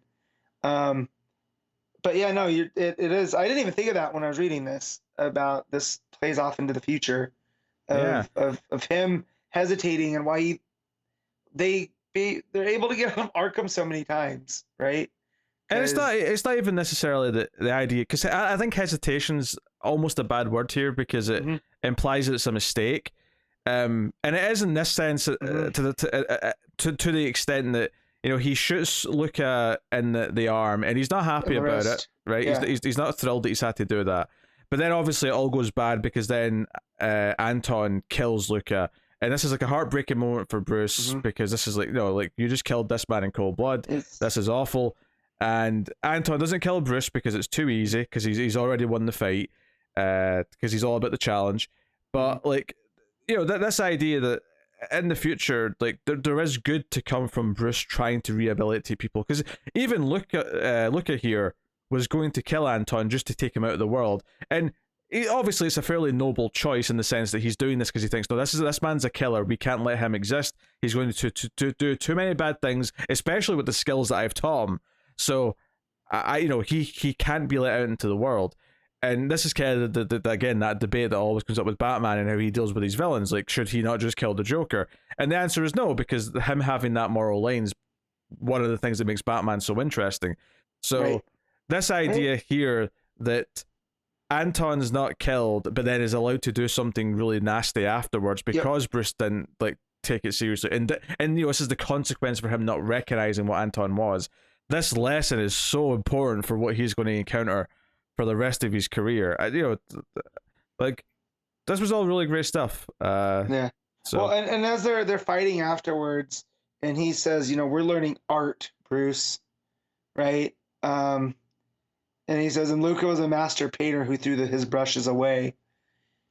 And it's just like, oh my God, dude, his view of the world is super dark, and it is a lesson for Bruce here. But yeah, no, this was excellent. And again, I really look forward to see what Chip's going to do on the main Bat book with a fully formed Bruce. Well, we don't have long because it's July, so yeah, and if it's half as good as this origin story style, of him learning these different skills and lessons, I think we're gonna be in for a good Batman run. It shouldn't come as a surprise because we knew Chip was a decent writer, right, from Daredevil. Yeah, it's funny because the book started off kind of weird, and there's definitely been some issues that have that first issue really I didn't want to keep going, but I feel like as it builds, it's gotten better with each one. So I feel like I say that this issue was the best or my favorite. But because yeah. I wasn't necessarily in love with the idea of this Anton character like coming with them because you could almost say this is like Ghostmaker or someone. Yeah. I don't adjacent. think it is, but yeah, it's definitely adjacent. It's definitely we know. You could definitely see how it feels similar, but I think this issue justified his existence because this entire standoff and this clash and Bruce not recognizing and everything, how that links to the villains of the future, all completely made it work for me. Like it all just kind of clicked together. I'm like, okay, there was a purpose to this, there was a point, and it all made sense. Yeah. Well, when you think about the title of the knight, right? As a knight is not just a warrior, right? It's a warrior that believes in something, and we're discovering what Bruce believes in versus what Anton doesn't believe in. So they're almost on opposite ends of the spectrum, yet they're both knights. Yeah. So I guess the question at this point is Anton a character that's going to be gone by the end of this story, or is it a character that Zdarsky wants to have show up in the present day book? Could be. I definitely feel, knowing that Roz is coming from the solicits, right? Like he's on the cover of one of the issues. I definitely feel like this dude ties to the League. Just from what we saw when they were training up in the mountains, before they left on this, before they did the spy training, I definitely feel like this guy has ties to the League at some point. I think my preference would be that he's done by the end of this story, just because I don't necessarily need another character from Bruce's training days to pop up, showing up. Even though this one inherently is better seeded because we started with the past and we're sort of fleshed out into a big story, but I still think my preference would be that he somehow ends up dead by the end of this series. But we'll see. And he could reference him, in something where he doesn't show up, but I don't know. I don't really have a preference because I'd like to see how they handle it, but yeah, no, this is a whole lot of fun. I really like this, and this story definitely hit, especially in today's society. Talking about having that power in your hand and choosing not to use it, or using it correctly, and valuing life, understanding your power, and how some people just wield it around without a care in the world. So yeah, no, the Zdarsky, and then Giandomenico's art is just spot on. Like you said, the scene where Bruce shoots the duck down, the fight at the end is very kinetic, following through the panels and whatnot. Like it's just an all around good book. Yeah. The final fight leaves Bruce alone. Anton just leaves him there. He doesn't want to kill him because it'd be too easy, and Bruce is just sitting feeling alone and Batman in the shadow of a bat. Yeah, so pretty straightforward. What are we giving Batman the Night? Maybe that's an 8.5. Yeah, I can't disagree with that for this issue. Probably the best issue of the book, I think. So, good stuff. All right. Black Adam, issue 1, Christopher Priest writing, Rafa Sandoval on the art. Some surprising elements to this book, I have to say. I was not expecting so much of hip teenage Theo when he's not in Black Adam form. Yeah, that's weird. That's kind of a new, you're talking about his as Lord, right, of Kahndaq. Yeah, basically his human, the Billy Batson to his Black Adam, if you will. Or to his Shazam, if you know what I mean. Anyway, I know what you meant. So yeah, I think. By the way, do you know how so Christopher Priest still doing that thing he did in Deathstroke, where he has the black panels that just have the titles and the captions? So if I had forgot this was a Priest book, that would have instantly reminded me. I just want to point out. So the first page, the one in the middle says busy, but when I glanced at it when I first opened, I thought it said Busey, and I was like, oh, get in! Oh, what are we doing here? I wish I could do his Buseyisms and do a Black Adam one, but I can't. I'm not Gary Busey. Oh, naturally, so. Yeah. So yeah, he's at like a hearing. They're talking to him about violations or something or other. But he's not really interested in hearing them, and he's busy. You know, he's preoccupied because the night before he was fighting what seemed to be Darkseid. It turned out it wasn't though. But he was fighting Darkseid. His suit was all ripped, and he gets blasted with the Omega Beam. So we get this action sequence. It's a great 2-page spread where he sort of he says Shazam into Darkseid's chest, and it big lightning and all the rest of it. Really cool. Yeah. Crack-a-coom. Yeah, I think I liked all this stuff because after the sad, and he's like, that wasn't really Darkseid. I would never have taken him down so easily if it was, and all the rest of it. But I think what got me about this is that I'm not sure how I feel about like young human Theo. Like he comes across as like too hip and cool or something. Like, I feel like there was like feelings of dialogue that he had that it felt really like you feel like you're like the villain in like a Teen Titans story or something, as opposed to Black Adam. So I wrote it as he has complete confidence because he's a world leader, right? That knows like he can kind of do whatever he wants. No one's really held him accountable, and that's how I was reading it. I think it's just because he feels a bit flashy with his cane, like he feels a bit showy, and I feel like Black Adam. The last thing I think of with Black Adam is that he's not showy. Yeah. That said, though, that's not to say that I dislike the book because I actually kind of like a lot of what it's doing otherwise. And there's a crime scene where an Egyptian man has been killed. Yeah. And this character's investigating it, and he calls Black Adam and tells him about it. And we're also introduced to the what turns out to be the descendant of Black Adam that's going to have his power transferred to him, who is a doctor. Yeah. He claims to be a doctor that it turns out he's a med student, who's basically just trying to rail up this white supremacist who's in with injuries. I will say I love the shit talk to the white supremacist. That was it's hard so not fantastic. To. Yeah, it's hard not to enjoy that. He's like, I'm going to save you, and I'm going to let you know it's someone that looks like me that did this. So just when you have your whole thing, just know. And the guy, I kept you alive. And he's like in the hospital under arrest, so he's like handcuffed to the bed. You can see him like sort of like yelling and like trying to move his arms. He's like, "No, don't let the black man save my life!" Like you can definitely see him like upset, just upset, yeah, and he's like racist stupor about it. But you have Theo shows up and starts talking, and I'm calling him Theo just because I feel like I should distinguish between. Black Adam and Theo. Yeah, regular human version of Black Adam. It's like Billy and Shazam. Yeah. So, and he compliments young man. Malik's the name for the record for the descendant. He compliments him for like having the strength to save this guy, even though he's a piece of shit. But then the police show up and arrest Malik for posing as a doctor, I guess. Gets him in trouble. But the big thing is that Black Adam, so his friend here tells him that what's wrong with your hand? There's something wrong with it. And Malik also commented that there's something wrong. He could smell his arm.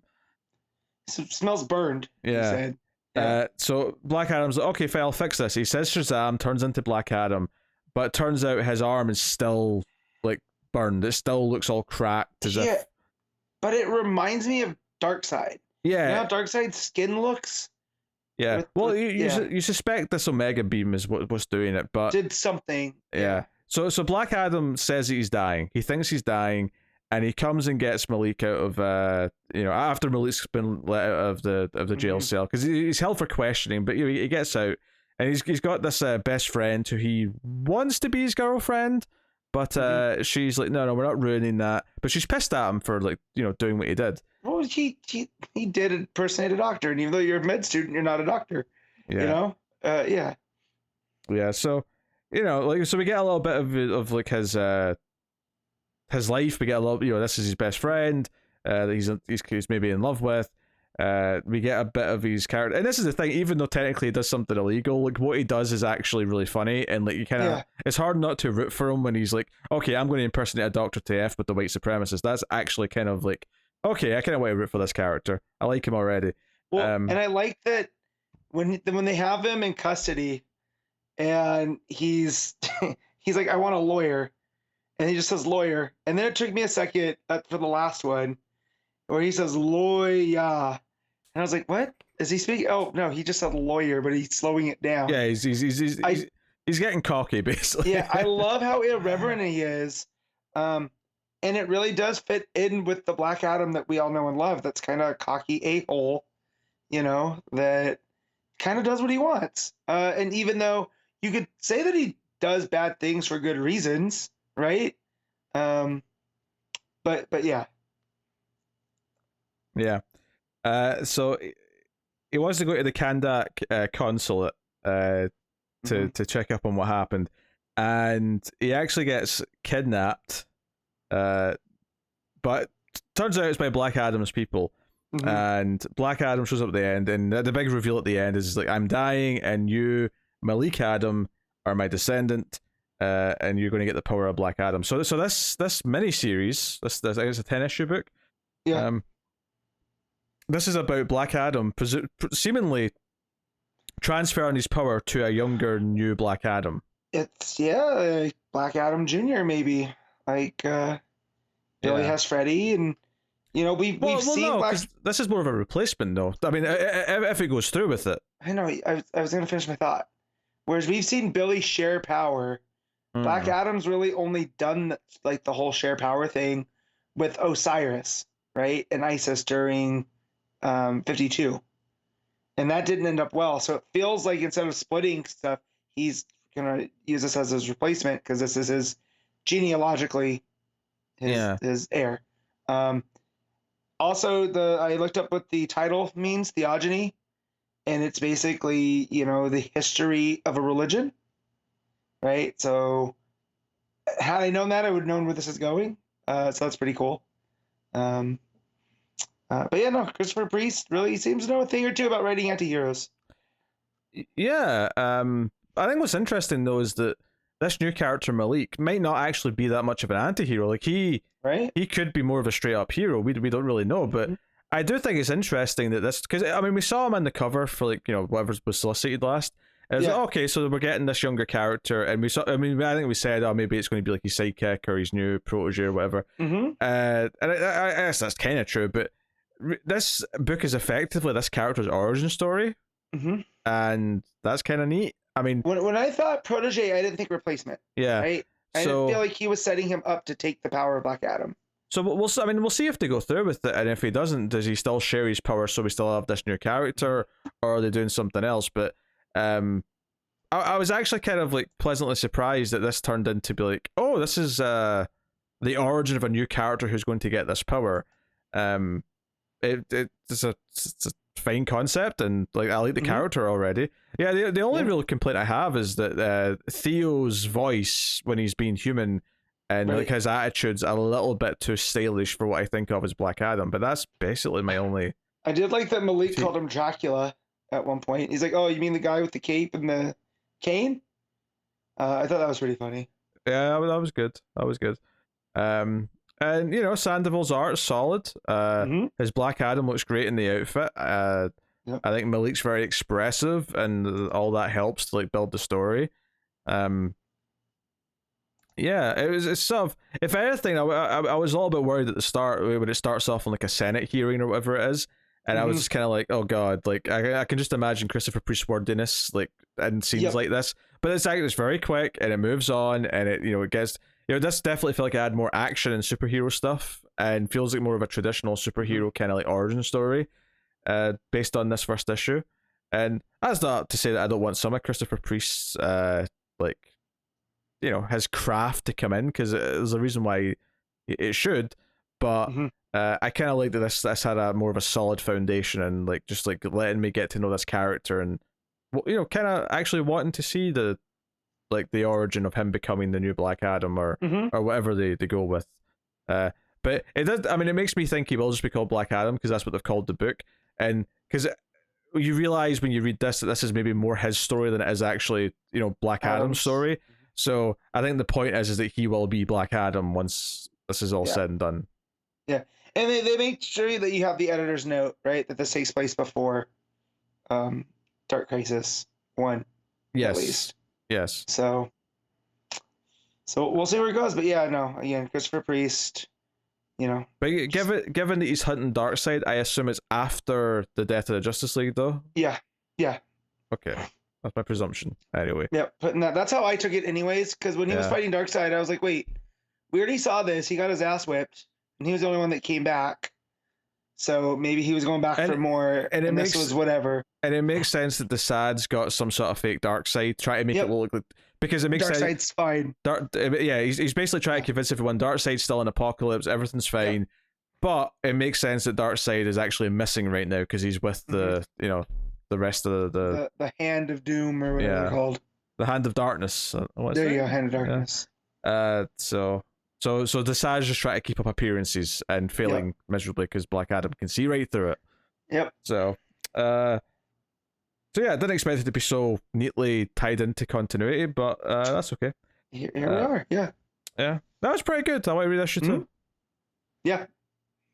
So, sure. Yeah. Good stuff. What are you giving Black Adam? I'm giving this one an 8. Yeah, I'm giving it a straight 8 as well. I think it's really good. So, there you go. All right. Superman's pal, Jimmy Olsen's boss, Perry White, issue 1. Mostly reprints, but you did read the news story by Fraction and Lieber. There you go. So they just listed it as Fraction, Steve Lieber, Nathan Fairbairn, and Clayton Cowles. Yeah, there's a Bendis story in there though, because I saw his name in there. Yeah, but it's from an excerpt from Truth from Superman 18 from 2019. Oh, you've read that already? Yeah, that's why. Also, Old Men Talking in Bars from the Superman 80-page giant from 2011. But yeah, I'll get to reading this, but basically this story is Perry looking at the history of the Daily Planet since he took over, and it starts with him talking about his first headline, or not first headline, his first story, which was about a dog race that was canceled, and how he's been a part of the Daily Planet as much as the Daily Planet's been a part of him. Pete, do you happen to know what Perry is short for? I don't, but let me have a guess, just based on the name Perry. I mean, I didn't realize Perry was short for anything, but I didn't either. But then you see his very first byline, and they put it in here. Well, Perry. No, it's Pericles. Pericles. So his name is Pericles White. And so talks about how could working for a newspaper ever get old? And then he talks about how when Superman appears, every headline's about Superman, and they have all these different moments of Superman's history. Superman saves Metropolis, Superman protects Metropolis, city again saved by Metropolis. They have, it looks like dinosaurs attacking, and one of them's wearing a top hat. Crypto has Mixie-Pitalik. And then that one says, Daily Planet, area dog, good boy. About Bizarro, it says Bizarro wins, but in parentheses loses. And they're just like these little snapshots of stuff that's happened while Perry's been there. And then he talks about that, when Superman protects your city, there's usually not a lot of news that you get to write because Superman tends to save the day. But there was this one time where Lex had developed these robots that would protect the Earth from invasion of aliens. And we see Lex standing over, this is in the story, the continuity of the Jimmy Olsen book, because he's standing over that giant lion statue that Jimmy destroyed. But these drones were harmless to humans, but not to aliens. And what does Superman happen to be? As an alien. So they, these robots turn on him. It looks like they're hitting him with kryptonite. Lex is looking so pleased of himself from watching from his window. And that the kryptonite were were put into the new batteries. So it just happened to be a coincidence that they were kryptonite powered robots. But basically, the city rallies around Superman, and then so Perry goes on and says, you know, the old adage is when a dog bites man, that's not news, because if it happens so often, because it happens so often. But if a man bites the dog, that's news. So the final headline of this story is that instead of Superman saving Metropolis, Metropolis saves Superman by Lois Lane with the quote, "Damn it, Luther, pout stupid boondoggled mayor." And he says, and that's the headline of a lifetime. And you know, he says his name's Perry White. He's the editor-in-chief of the Daily Planet, and he'll be a newspaper man till he dies. It's just a very nice story about, you know, Superman and Metropolis and what, you know, Superman means to the Daily Planet. And I was hoping this was just going to be a longer, you know, not an anthology book, but just stories by Lieber, you know, from the perspective of the newspaper. Not Lieber, but Fraction and Lieber. But we just got this fun little 10-pager. And it was really worth the read. And now I want to go and read the other Perry White stories, because the next one that's by Fraction and Lieber is from the Jimmy Olsen book. It's a little section that was in one of the issues. That's Perry and Jimmy. So, but yeah, no, it was a really fun read. The art's still just spot on. It's what Lieber did best. Very classic looking designs again. So I'm gonna give that a 7.5. Okay, cool. But worth buying a whole issue of reprints just to get that 10-page story? I think because it was only how much? I didn't spend that much on it. Let me see.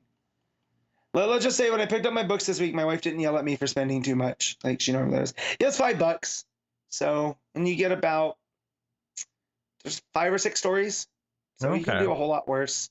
You know, if you have the extra $5, and you are a fan of that Jimmy Olsen book, you would have bought it already. But yeah. Okay. All right. Well, that takes out the part of the show. We pick our favorite stuff of the week, favorite panel/moment, favorite cover, favorite art, and top 5 books. So we'll start off with panel/moment. Matt, what have you got? There's a lot to pull from this week. I really want to make it from World's Finest, and you could pull from that final page, or you could have the composite, you know, Super Bats. The Knight had some good ones with some whole sequences, but I'm gonna pull from Nightwing, and it's gonna be that when he jumps into the tree in the bush and comes out on the motorcycle, because that cracked me up, just because just the way that it went. It was very, very comic booky, for lack of a better term. Yeah. I think I'm also gonna go with Nightwing. I'm kind of spoiled for choice as to what to go. A part of me wants to do the desk, but that was another option. But I think I'm gonna go with the "I love you" moment, because it was such a sweet moment, and like I'm so invested in these two crazy kids that like every time he pulls on that string, much like with the Alfred string, Taylor just knows what he's doing. So I'll take that moment, and the expressive art helps a lot. Cover of the week. There's a few things to choose from. Nightwing's regular cover is fantastic. You know, I noticed that last week we were looking. The Pride Month variant for it as well, which is Dick just lying on the roof, and he's got like a slushie or something behind him. Also pretty good. There's a Flash variant where it's like a racetrack thing. It's a really simple artistic style, but it's kind of neat. It's a Bengal variant. Okay. Obviously Dan Mora's cover for World's Finest is good. I have to pick though, and I've mentioned a lot because there's a lot of good covers this week, but I have to pick the main cover for Black Adam. I think that looks really good. It's and Nightwing's main cover like would have probably won in most weeks, but that Black Adam cover just got, I love the very moody. It's very moody. It's got that sort of the very inky blacks, the sort of painted blacks. It's like oil painting kind of thing. Just really simple but really effective and stark, and I like it. So what's your cover? Mine's a Nightwing cover. It's just fantastic. Yeah, with Nightwing and Batgirl just standing up in the radio tower, whatever it is. It's the way that all the colors pop because it looks like they're there for the sunrise. So you have the blues transitioning, but then you have Batgirl over above Nightwing on the antenna, and her cape's flowing, so you get that balance of the yellow at the top, and then the way that the sun's hitting his logo on his chest is it's just great stuff. Yeah, it's very good. All right, best art of the week, go. So I gave Redondo the cover because I couldn't justify anybody else but Mora for World's Finest. Yeah, I mean, you can make an argument for Giandomenico for the night, or I already said Redondo, but yeah, no, Mora for World's Finest.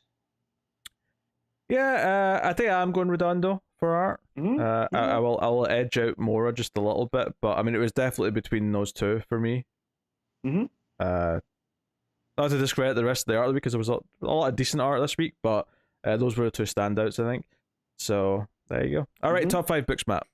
All right, number 1, Nightwing. Number 2, Batman the Night. Number 3, World's Finest. Number 4, Black Adam. And number 5, The Flash. Yeah, number 1 is Nightwing for me. Number 2 is World's Finest. Number 3 is Batman the Night. Number 4, Black Adam. And number 5, The Flash. Yeah, there you go. Pretty solid week, honestly. Yeah, not like a huge list, but I really, I was very happy that I ended up liking Black Adam as much as I did, just because it really rounded off a really nice week. Yep. So there you go. That's the picks. I will tell you what is coming next week from DC Comics. So coming up next week, we got Detective Comics 1061, which is not the start of the new run. That's the last issue of it's the last. This is Tamaki. Yeah, this is Sina Grace and Mariko Tamaki. Yeah. And Nadia Shamas. So, so this is going to be the end of that backup too, I think, with what's her name, Gotham Girl. Yeah. So Detective Comics 1061, Action Comics 1044, Robin 15, Batman Catwoman issue 12. So that comes to an end. Finally. I know. It's been a long time coming. We got Batman Beyond the White Knight issue 4, The Swamp Thing issue 14, Harley Quinn 16, Task Force Z issue 9, Deathstroke Inc. issue 10, and it's not the crossover anymore, so I don't have to read that. Yeah, I think while I might still I don't know if I'm going to read it in time for the show, because this is the Deathstroke year 1 stuff. Yeah, so it's not a priority. So also coming DC versus Vampire Killers issue 1. Mm-hmm. So that's the start of the miniseries. Batman Fortress issue 2 and Aquaman issue 5. You'll be delighted to know. Obviously, I don't know if it'll actually be on the show next week. It depends if Connor's here or not. But Connor's been made to read Batman Fortress issue 2. Did he win? Did he read Fortress 1? No. Y'all are evil because you know that he has to read the first issue. Maybe he won't. I don't know. But do you think? I don't know. I feel like sometimes he doesn't read books that he likes because he didn't have time to read the one that he missed. Mm-hmm. So that's mean. You guys are mean. So, keep it up, but you guys are mean. Yeah, David's making him do that instead of Harley this month because there's only 2 Riley Rosmo issues of Harley left, so he's going to delay that by a month so that when the Tim Drake book starts with Riley Rosmo art, he's going to be moving Connor onto that. This is why I don't do this. I don't trust you guys. Hey, I'm reading American Vampire and Animal Man. I'm having a great time with my Patreon books. Yeah, I know. But yes, that's what's coming next week from DC Comics, so look forward to that list.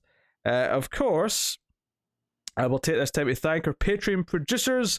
Thank you to Tyler Hess, Cindy Palacios, David Sharp, Bordenau, Christopher Moy, David Brown, Al Treisman, and Alison in 4 days. They are all at the higher Patreon producer tier over at patreon.com/MailFuzzTV, where you can support all the content in the podcast and keep everything coming For as little as $1 per month. At the $5 tier, you get early access to the show whenever it's ready late in the Saturday, if that's of interest to you.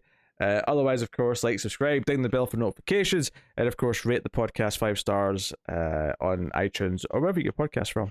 And of course, get us on Twitter at DC Comics Podcast. Is that everything? Did I say everything? I think that's all the Sounds about right. all the spiel. I don't know. The hunger's starting to get to me, so I'm starting to look ahead at all things. But yes, thank you very much. This has been episode 311 of Comics from the Multiverse. We'll be back next week with 312 because that's how numbers work. So thank you very much for joining. We'll see you next time. Keep reading DC Comics, and remember to never get lost in the Speed Force. And come original. That's a 311 song.